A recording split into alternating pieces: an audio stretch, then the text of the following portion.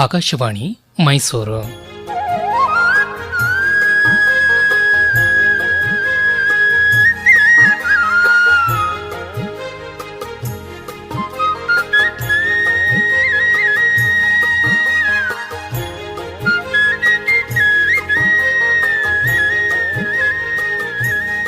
ಗಾದೆ ಗದ್ದುಗೆ ಗಾದೆ ಗದ್ದುಗೆ ಗಾದೆ ಗದ್ದುಗೆ ಗಾದೆ ಗದ್ದುಗೆ ಗಾದೆ ಗದ್ದುಗೆ.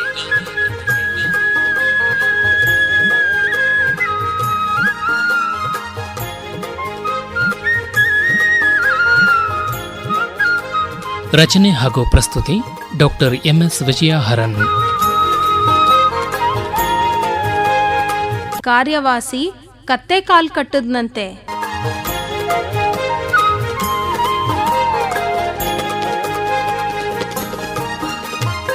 ರಾಮು ರಾಮು ಎಲ್ಲಿ ಹೋದ ಇವನು? ಬೆಳಿಗ್ಗೆನೆ ಕಾಲೇಜಿಗೆ ಹೋಗೋ ಟೈಮ್ ಆಯ್ತು, ಇನ್ನೂ ಬರ್ಲಿಲ್ವಲ್ಲ. ಅಕ್ಕ ಅಕ್ಕ ಎಲ್ಲಿದ್ಯಾಕ್ಕ?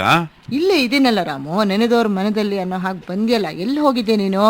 ಅಕ್ಕ ಯಾಕೆ ಕೇಳ್ತಿ ನನ್ನ ಕತೆ? ಇವತ್ತಂತೂ ಸಾಕಾಗಿ ಹೋಯ್ತು ನನಗೆ. ಅಂಥದ್ದೇನಾಯ್ತಪ್ಪ?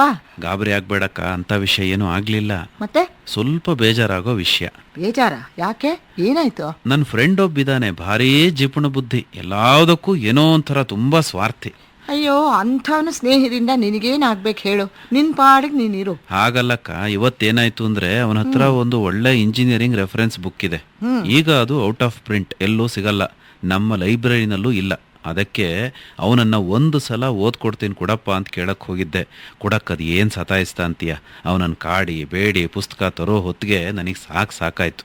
ಕಾರಿವಾಸಿ ಕತ್ತೆ ಕಾಲ್ ಕಟ್ಟಿದ್ನಂತೆ ಅನ್ನೋ ಹಾಗ ಆಯ್ತು ನಿನ್ ಪಾಡು ಅನ್ನು. ಸರಿಯಾಗಿ ಹೇಳ್ದೆ ಅಕ್ಕ, ಹಾಗೆ ಆಯ್ತು ನನ್ನ ಕತೆ.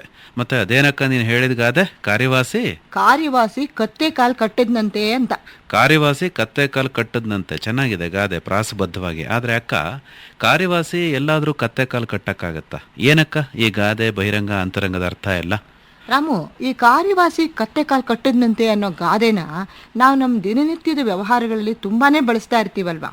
ನಮಗೆ ಒಬ್ಬ ವ್ಯಕ್ತಿನ ಕಂಡ್ರೆ ಆಗಲಿ ಬಿಡಲಿ, ಆ ವ್ಯಕ್ತಿ ಒಳ್ಳೆ ಗುಣ ಹೊಂದಿರಲಿ ಬಿಡಲಿ, ನಮಗಿಷ್ಟ ಇರಲಿ ಬಿಡಲಿ, ಅನಿವಾರ್ಯವಾಗಿ ಆ ವ್ಯಕ್ತಿಯಿಂದಲೇ ಕೆಲಸ ಆಗಬೇಕಾದ ಪರಿಸ್ಥಿತಿ ಬಂದಾಗ ಕಾರಿವಾಸಿ ಕತ್ತೆ ಕಾಲ್ ಕಟ್ಟಿದ್ನಂತೆ ಅನ್ನೋ ಹಾಗಾಯ್ತು ಅಂತ ಮಾತಾಡ್ತಿರ್ತೀವಲ್ವಾ. ಹೌದಕ್ಕ, ಆದ್ರೆ ಕಾರ್ಯ ಸಾಧನೆಗೆ ಕತ್ತೆ ಕಾಲ್ ಕಟ್ಟೋದು ಅನ್ನೋದ್ರ ಒಳಗುಟ್ಟು ತಿಳಿತಾ ಇಲ್ಲ ನೋಡೋ ರಾಮು. ಈ ಕಾರಿವಾಸಿ ಕತ್ತೆ ಕಾಲ್ ಕಟ್ಟಿದ್ನಂತೆ ಅನ್ನೋ ಗಾದೆ ಬಗ್ಗೆ ನಮ್ಮ ಜನಪದರು ಸೊಗಸಾದ ಕಥೆಗಳನ್ನೇ ಹೇಳಿದ್ದಾರೆ.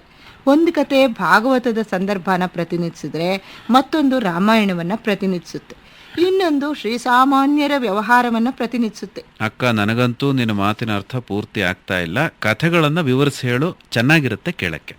ಆಯ್ತಪ್ಪ, ಕೇಳು. ಈಗ ಕಂಸ ಕೇಳಿದ್ಯಲ್ಲ, ಅವನು ಉಗ್ರಸೇನನ ಮಗ, ಮಧುರೆಯನ್ನ ಆಳ್ತಾ ಇದ್ದ. ಅವನ ತಂಗಿ ದೇವಕಿ, ಅವಳ ಪತಿ ವಸುದೇವ. ಕ್ರೂರಿಯಾದ ಕಂಸನಿಗೆ ದೇವಕಿಗೆ ಜನಿಸೋ 8ನೇ ಮಗು ಅವನಿಗೆ ಮೃತ್ಯುವಾಗುತ್ತೆ ಅಂತ ತಿಳಿದ ಮೇಲೆ ವಸುದೇವ ದೇವಕಿಯರನ್ನ ಸೆರೆಮನೆಯಲ್ಲಿಡ್ತಾನೆ. ಆಗ 8ನೇ ಮಗುವನ್ನ ಹತ್ಯೆ ಮಾಡಬೇಕು ಅನ್ನೋದೇ ಅವನ ದುರುದ್ದೇಶ. ಸೆರೆಮನೆಗೆ ಕಟ್ಟೆಚ್ಚರದಿಂದ ಕಾವಲ್ಗಾರನ್ನು ನೇಮಿಸ್ತಾನೆ. ಆ ಕಾವಲ್ಗಾರ ಕತ್ತೆ ರೂಪದಲ್ಲಿದ್ದ ಧೇನುಕ ಅನ್ನೋ ರಾಕ್ಷಸ. ಕಂಸ ಆ ರಾಕ್ಷಸನ್ನ ಕರೆದು, ನೀನು ವಸುದೇವ ದೇವಕಿಯರ ಸೆರೆಮನೆ ಬಾಗಿಲಲ್ಲೇ ಕೂತಿರ್ಬೇಕು, ದೇವಕಿಗೆ ಹೆರಿಗೆ ಆದ ಕೂಡಲೇ ನೀನು ಕಿರ್ಚಬೇಕು, ನಾನು ತಕ್ಷಣ ಬಂದು ಆ ಮಗುನ ಸಾಯಿಸ್ತೀನಿ ಅಂತ ಹೇಳ್ತಾನೆ. ಸರಿ, ದೇವಕಿ 8ನೇ ಗರ್ಭ ಬೆಳೆದು ದಿನ ತುಂಬಿ ಹೆರಿಗೆ ನೋವು ಕಾಣಿಸ್ಕೊಂತು. ಆಗ ವಸುದೇವ ಏನಾದರೂ ಮಾಡಿ ಮಗುನ ಉಳಿಸ್ಕೊಳ್ಬೇಕು ಅಂತ ಉಪಾಯ ಮಾಡ್ತಾನೆ. ಅವನು ಧೇನುಕಾಸುರ ಕತ್ತೆ ಹತ್ರ ಬಂದು, ಅಯ್ಯ ಧೇನುಕಾಸುರ, ದೇವಕಿ ತುಂಬ ನೋವು ಅನುಭವಿಸ್ತಾ ಇದ್ದಾಳೆ, ಅವಳು ಎಲೆ ಅಡಿಕೆ ಸುಣ್ಣ ತಾಂಬೂಲ ಸೇವಿಸಿದ್ರೆ ಬೇಗ ಹೆರಿಗೆ ಆಗುತ್ತಂತೆ, ಸ್ವಲ್ಪ ತಂದುಕೊಡಪ್ಪ ಅಂತ ಬೇಡ್ತಾನೆ. ಆದರೆ ಧೇನುಕಾಸುರ ಸುಲಭವಾಗಿ ಒಪ್ಕೋತಾನ? ರಾಜಾಜ್ಞೆ ಬೇರೆ ಆಗಿರುತ್ತಲ್ಲ, ಅದೆಲ್ಲ ಸಾಧ್ಯ ಆಗತ್ ಕೆಲಸ ಅಂತ ರೇಗ್ಬಿಡ್ತಾನೆ. ಆದರೆ ವಸುದೇವ ಅವನ ಕಾಲಿಗೆ ಬಿದ್ದು ನಡೆಮಡಿ ಹಾಸಿ ನಮಸ್ಕಾರ ಮಾಡಿ ಪರಿಪರಿಯಾಗಿ ಕೇಳ್ಕೊಳ್ತಾನೆ. ಕೊನೆಗೆ ಒಪ್ಕೋತಾನೆ ಕತ್ತೆ ರೂಪಿ ಧೇನುಕಾಸುರ. ಮುಂದೇನಾಯ್ತಕ್ಕ? ಸ್ವಾರಸ್ಯಕರವಾಗಿದೆ ಕಥೆ. ಧೇನುಕಾಸುರ ಎಲೆ ಅಡಿಕೆ ಸುಣ್ಣ ತರಕ್ಕೆ ಅಂತ ಹೋದಾಗ ದೇವಕಿ ಹೆರಿಗೆ ಆಗುತ್ತೆ, ಶ್ರೀಕೃಷ್ಣ ಹುಟ್ಟುತ್ತಾನೆ, ವಸುದೇವ ಮಗುನ ಗೋಕುಲಕ್ಕೆ ಸಾಗಿಸ್ತಾನೆ. ಮತ್ತೆ ಅಲ್ಲಿಂದ ಬೇರೆ ಒಂದು ಹೆಣ್ಣು ಶಿಶುನ ತಂದು ಹಾಕ್ತಾನೆ. ನಂತರ ಬಂದ ಧೇನುಕ ದೇವಕಿಗೆ ಹೆರಿಗೆ ಆಗಿರೋದು ನೋಡಿ ಜೋರಾಗಿ ಅರ್ಚ್ಕೋತಾನೆ. ಆ ವೇಳೆಗೆ ವಸುದೇವ ಕಾರ್ಯವಾಸಿಯಾಗಿ ಕತ್ತೆ ಕಾಲು ಕಟ್ಟಿ ಕೆಲಸ ಸಾಧಿಸಿ ಆಗಿರುತ್ತೆ.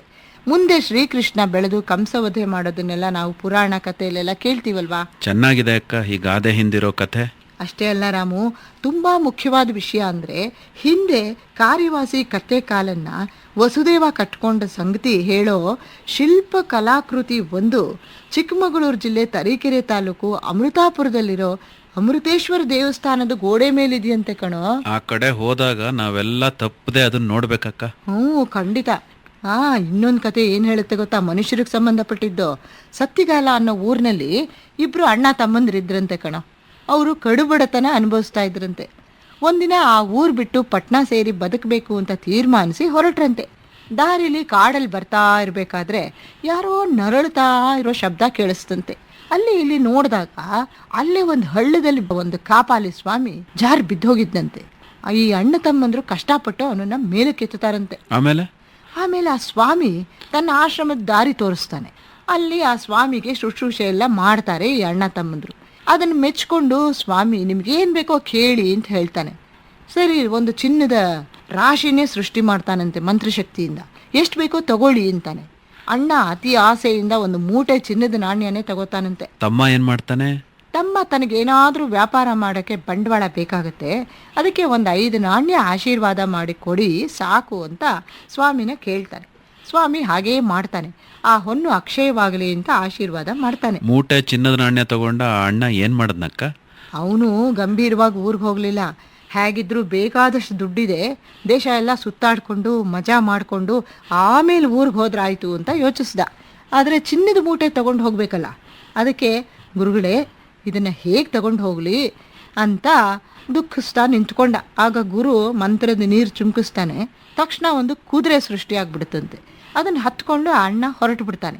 ಈ ತಮ್ಮ ಕಷ್ಟಪಟ್ಟು ದುಡಿದು ಸಂಪಾದಿಸಿ ಅಪಾರ ಸಂಪತ್ತು ಗಳಿಸಿ ಊರಿಗೂ ಉಪಕಾರಿಯಾಗಿ ನೆಮ್ಮದಿಯಿಂದ ಜೀವನ ಸಾಗಿಸ್ತಿರ್ತಾನೆ. ಅಣ್ಣನ ಕತೆ ಏನಾಯ್ತಕ್ಕ? ಅಣ್ಣ ದುಶ್ಚಟಗಳ ದಾಸನಾಗಿ ಪರಸ್ತ್ರೀ ಸಂಗ ಮಾಡಿ ಅವಳ ಮನೇಲೇ ಇದ್ದು ಬಿಡ್ತಾನೆ. ಅವನ ಅಪಾರ ಸಂಪತ್ತನ್ನು ನೋಡಿದ ಆ ಮನೇಲಿದ್ದ ಅಡುಗೂಲಜ್ಜಿ ಮಾಟ ಮಂತ್ರ ಮಾಡಿ ದುಡ್ಡು ಕಿತ್ಕೊಂಡು ಬಿಡ್ತಾಳೆ. ಮತ್ತೆ ಅಣ್ಣನ್ನ ಕತ್ತೆ ಆಗೋ ಹಾಗೆ ಮಾಡಿಬಿಡ್ತಾಳೆ. ಅವನು ಕತ್ತೆ ಆಗ್ಬಿಡ್ತಾನೆ. ವಿಷಯ ಎಲ್ಲ ತಮ್ಮಂಗೆ ಗೊತ್ತಾಯ್ತಾ? ತಮ್ಮಂಗೆ ಗೊತ್ತಾಯ್ತು. ಅವನು ತಕ್ಷಣ ಕಾಡಿನಲ್ಲಿದ್ದ ಸ್ವಾಮಿ ಆಶ್ರಮಕ್ಕೆ ಹೋಗಿ ತನ್ನ ಅಣ್ಣ ಕತ್ತೆ ಆದ ಕತೆ ಎಲ್ಲ ಹೇಳ್ತಾನೆ. ಹೇಗಾದರೂ ಮಾಡಿ ತನ್ನ ಅಣ್ಣನ ಮನುಷ್ಯನಾಗಿ ತನಗೆ ದೊರಕಿಸ್ಕೊಡ್ಬೇಕು ಅಂತ ಕೇಳ್ಕೊಳ್ತಾನೆ. ಸ್ವಾಮಿ ಕಣ್ಣು ಮುಚ್ಚಿ ಮಂತ್ರ ಜಪಿಸ್ತಾನೆ. ತಕ್ಷಣ ಕತ್ತೆ ಆಶ್ರಮಕ್ಕೆ ಬರುತ್ತೆ. ತಕ್ಷಣ ಮನುಷ್ಯ ಆಗ್ಬಿಡ್ತಾನ ಗುರುವಿನ ದಯದಿಂದ? ಇಲ್ಲ, ಗುರು ಹೇಳ್ತಾನೆ, ಹಾಗೆ ಮಾಡೋಕ್ಕೆ ನನ್ನಿಂದ ಆಗಲ್ಲ, ಆದರೆ ಅದಕ್ಕೊಂದು ಮಾರ್ಗ ಇದೆ. ಈ ಕತ್ತೆಯಿಂದ 1001 ಜನರಿಗೆ ಸಹಾಯ ಆದರೆ ಇವನಿಗೆ ಮನುಷ್ಯ ರೂಪ ಬರುತ್ತೆ. ಯಾರು ತುಂಬ ಕಷ್ಟದಲ್ಲಿರ್ತಾರೋ ಅವರು ತಮ್ಮ ಕಷ್ಟ ಪರಿಹಾರಕ್ಕಾಗಿ ಈ ಕತ್ತೆ ಕಾಲು ಹಿಡಿಬೇಕು. ಈ ರೀತಿ 1001 ಜನ ಕತ್ತೆ ಕಾಲು ಹಿಡಿದು ಕಷ್ಟ ಪರಿಹಾರ ಮಾಡಿಕೊಂಡಾಗ ಆ ಪುಣ್ಯದ ಬಲದಿಂದ ಇವನು ಮತ್ತೆ ಮನುಷ್ಯ ರೂಪಕ್ಕೆ ಬರ್ತಾನೆ ಅಂತ ಹೇಳ್ತಾನೆ. ಮುಂದೇನಾಯ್ತಕ್ಕ ಕತ್ತೆ ಕತೆ? ತಮ್ಮ ಕತ್ತೆ ಅಣ್ಣನ ಜೊತೆಲಿ ತನ್ನ ಊರಿಗೆ ಬಂದು ಕತ್ತೆ ಮಹಿಮೆನ ಕೊಂಡಾಡ್ತಾನೆ. ಊರು ತುಂಬ ಪ್ರಚಾರ ಮಾಡ್ತಾನೆ. ಕಷ್ಟದಲ್ಲಿದ್ದವ್ರಿಗೆಲ್ಲ ಒಳ್ಳೆ ರೀತಿ ಪರಿಹಾರ ಆದಾಗ ಕತ್ತೆ ಖ್ಯಾತಿ ಆ ಊರಿಗಷ್ಟೇ ಅಲ್ಲ, ನಾಡಿಗೆನೇ ಹರಡಿಬಿಡುತ್ತಂತೆ. ಜನ ತಾ ಮುಂದು ನಾ ಮುಂದು ಅಂತ ಕತ್ತೆ ಕಾಲು ಕಟ್ಟಿ ತಮ್ಮ ಪರಿಹಾರನ ಕಂಡ್ಕೊಳ್ತಾ ಇರ್ತಾರೆ. 1001 ಜನ ಆದ ತಕ್ಷಣ ಕತ್ತೆ ಮನುಷ್ಯ ರೂಪಕ್ಕೆ ಬರುತ್ತೆ. ಅಣ್ಣ ತಮ್ಮ ಸಂತೋಷವಾಗಿರ್ತಾರೆ. ಮುಂದೆ ಕಷ್ಟ ಪರಿಹಾರಕ್ಕಾಗಿ ಕತ್ತೇನು ಹುಡ್ಕೊಂಡು ಬಂದವ್ರಿಗೆಲ್ಲ ಆ ತಮ್ಮ ಹೇಳ್ತಾನೆ, ನೆನೇನೆ ಕತೆ ತೀರ್ಕೊಂಡು ಹೋಗ್ರಿ ಅಂತನ್ಬಿಟ್ಟು. ಈ ರೀತಿ ಕಾರ್ಯವಾಸಿ ಕತ್ತೆ ಕಾಲು ಕಟ್ಟದಂತೆ ಅನ್ನೋ ಗಾದೆ ಹಲವಾರು ಕತೆಗಳನ್ನೇ ತನ್ನ ಒಡಲಿನಲ್ಲಿ ಅಂತರಂಗದಲ್ಲಿ ಬಚ್ಚಿಟ್ಕೊಂಡಿದೆ ಕಣ. ಅಕ್ಕ, ತುಂಬಾ ಚೆನ್ನಾಗಿದೆ ಕತ್ತೆ ಮಹಿಮೆ, ಕಾರ್ಯವಾಸಿ ಸಂಕಟ ಎಲ್ಲ. ಮನುಷ್ಯರಿಗೆ ಕೆಲವು ಸಂದರ್ಭಗಳಲ್ಲಿ ಎಂತೆಂಥ ಅನಿವಾರ್ಯತೆಗಳು ಬರುತ್ತವೆ. ಕೆಲಸ ಆಗಲೇ ಬೇಕಾಗಿರುತ್ತೆ, ಕತ್ತೆ ಕಾಲು ಕಟ್ಟಬೇಕಾಗುತ್ತೆ. ತೀರಾ ಕೆಟ್ಟ ಕತ್ತೆಗಳ ಕಾಲನ್ನ ಕಟ್ಟೋಕ್ ಬದಲು ಇದ್ದಿದ್ರಲ್ಲಿ ಸ್ವಲ್ಪ ಒಳ್ಳೆ ಕತ್ತೆ ಕಾಲನ್ನ ಕಟ್ಟೋದನ್ನ ಕಲಿಬೇಕಲ್ವೇನಕ್ಕ? ಯಾರ ಕಾಲು ಕಟ್ಟೋ ಅನಿವಾರ್ಯತೆಗಳು ಯಾರಿಗೂ ಬರೋದು ಬೇಡ. ಒಂದು ಪಕ್ಷ ಬಂದರೂ ನೀನು ಹೇಳಿದಾಗೆ ಒಳ್ಳೆಯವ್ರ ಕಾಲು ಕಟ್ಟೋ ಪರಿಸ್ಥಿತಿ ಸ್ವಲ್ಪ ಮೇಲು. ಅಕ್ಕ, ನಿನ್ನ ಹತ್ರ ಮಾತಾಡ್ತಾ ನನ್ನ ಕೆಲಸಗಳೇ ಮರ್ತು ಹೋಗ್ತಾ ಇದೆ. ಈಗ ನಾನು ನನ್ನ ಫ್ರೆಂಡ್ ಕಾಲ್ ಕಟ್ಟಿ ತಂದಿರೋ ಆ ಪುಸ್ತಕನ ಓದಬೇಕು, ನೋಟ್ಸ್ ಮಾಡ್ಕೋಬೇಕು. 1-2?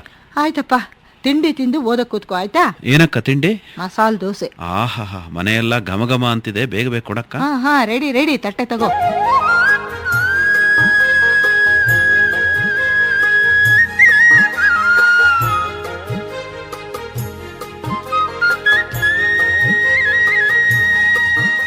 ಗಾದೆ ಗದ್ದುಗೆ ಕೇಳುತ್ತಿದ್ದೀರಿ.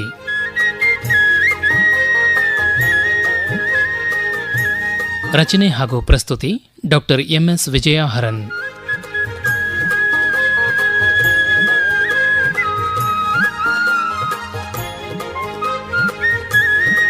ನಿರೂಪಣೆ ಎನ್ ಕೇಶವಮೂರ್ತಿ.